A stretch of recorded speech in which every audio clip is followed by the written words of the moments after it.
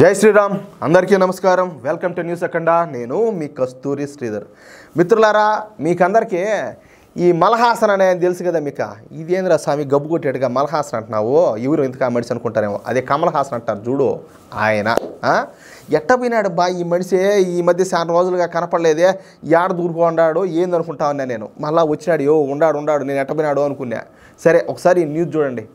కమల్ హాసన్ తెలుసు కదా మీకు ఈ కమల్ హాసన్ పుట్టింది స్వచ్ఛమైనటువంటి హిందూ కుటుంబంలో అయినప్పటికీ 100% పాళ్ళు పచ్చి హిందూ వ్యతిరేకం అనమాట ఏది మనము ఈ రాక్షస సూడో సెక్యులర్లు అంటారా ఆ జాతికి చెందిన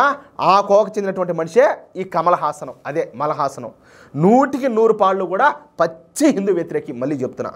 హిందుత్వం పైన హిందువుల పైన అలాగే మోడీ ప్రభుత్వం పైన ఈ కమల్ హాసన్ విమర్శలు చేయడం కొత్త ఏం కాదు ఈ బతుకంతా నిద్రలేంటి మన మీద పడి ఆడడమే ఈ క్రమంలోనే డీలిమిటేషన్ పైన తమిళనాడు ముఖ్యమంత్రి ఈ స్టాలిన్ ఉన్నాడు కదా ఆయన గారు ఏర్పాటు చేసినటువంటి అఖిలపక్ష సమావేశంలో ఈ కమల్ హాసన్ ఊరినైనా నేను ఒకటి ఉన్నాను కదా నేను ఏదో ఒకటి మాట్లాడాలి కదా జనాలు నన్ను మర్చిపెట్టుగా ఉన్నారు నేను మాట్లాడకపోతే అని చెప్పేసి ఆడిపోయి కొన్ని వ్యాఖ్యలు చేశాడు అది ఏందయ్యా అంటే దక్షిణాది రాష్ట్రాలను హిందీ రాష్ట్రాలుగా మార్చి బీజేపీ గెలవాలనుకుంటుందని చెప్పేసి ఎప్పటిలాగానే మోడీ ప్రభుత్వం పైన తన కడుపు మంటను అంతా కూడా ఎలగెక్కినాడు ఈ మలహాసనం ఏమే నేను ఇక్కడ ఒక మాట చెప్పాలా ఇప్పుడు ఈయన ఒక నటుడు కదా సరే ఈయన గారి తమిళంలో సినిమాలు ఉన్నాయి ఓకే బాగానే ఉండాలి అదేవిధంగా తెలుగులోనూ ఉన్నాయి అలాగే హిందీలో కూడా డబ్బింగ్ చేశారు ఏమన్నా డైరెక్ట్ సినిమాలు ఏమైనా తీసాడో లేదో నాకు తెలియదు కానీ అంత పూర్తి స్థాయిలో నాకు తెలియదు తెలుసుకోవాలన్న ఆసక్తి కూడా నేను చూపిలా హిందీలో కూడా అయితే డబ్బింగ్ సినిమాలు ఉన్నాయి అదేవిధంగా పాన్ ఇండియా సినిమాలు అని చెప్పేసి ఈ మధ్యకాలంలో కూడా భారతీయుడు 2 అని చెప్పేసి కూడా ఏదో తగలబెట్టాడు మన మొహాన్ని ఎత్తుకొచ్చి కానీ అదైతే అటర్ ఫ్లాప్ అయిపోయింది అనుకో అది వేరే విషయం ఈయన మాత్రం వివిధ రకాల భాషల్లో ఈయన నటించినటువంటి సినిమాలను అంతా కూడా ప్రపంచవ్యాప్తంగా ఈయన విడుదల చేయాలా కానీ తమిళులు ఏంటంటే కనీసం మన దేశ భాష అటువంటి హిందీని నేర్చుకోకూడదు అర్థమవుతుందా నిజంగా ఈయన గారికి అంత భాషాభిమానం ఉంటే నువ్వు ఆడనే గిరిగీసుకొని ఉండు తమిళ్లోనే సినిమాలు తీసుకుంటూ ఆడనే ఉండరాదా నువ్వెందుకు ప్రపంచవ్యాప్తంగా తిరుగుతున్నావు నువ్వెందుకు పాన్ ఇండియా స్థాయి సినిమాలు తీస్తున్నావు ఎందుకు అన్ని భాషల్లో వదిలిపెడుతున్నావు ఎందుకు చేస్తున్నావు ఆ మాదిరిగా అంటే నువ్వేమో బాగా బతకాలా నువ్వేమో ప్రపంచం అంతా తిరగాల నీ సినిమాలో ప్రపంచ జనాలు అందరూ కూడా చూడాలా కానీ తమిళులు మాత్రం ఏమిలే అంతా కూడా ఎలేసినట్టు ఆ తమిళనాడుకే పరిమితం అయిపోయి ఆ భాషకే పరిమితం అయిపోయి బతకాలనా ఎంత దారుణం ఎంత కుట్రయా స్వామి ఇదే నిజంగా జనాలకు గన తెలివి ఉంటే తప్పితే వీళ్ళు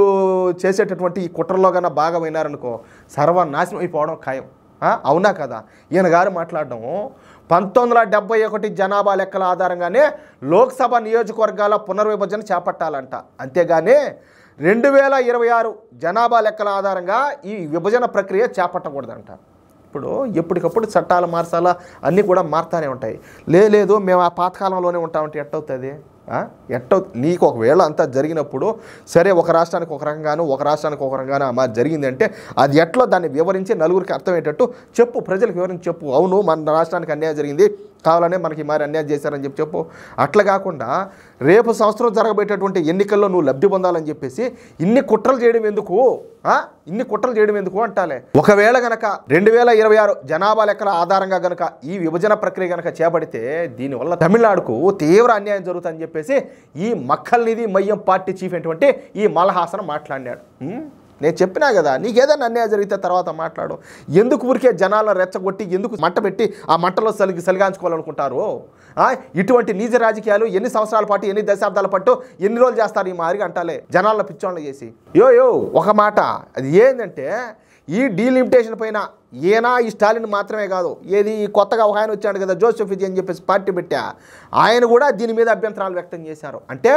దండుపాలెంలో ఉన్నటువంటి ఈ దొంగల ముఠ అంతా కూడా ఒకటైపోయింది అర్థమవుతుంది మీకు అది నాయన ఎవరైనా తెలుగు వచ్చే వాళ్ళు కూడా తమిళ వాళ్ళు ఉంటారో కొంచెం తెలుసుకోండి ఏం జరుగుతుంది వీళ్ళు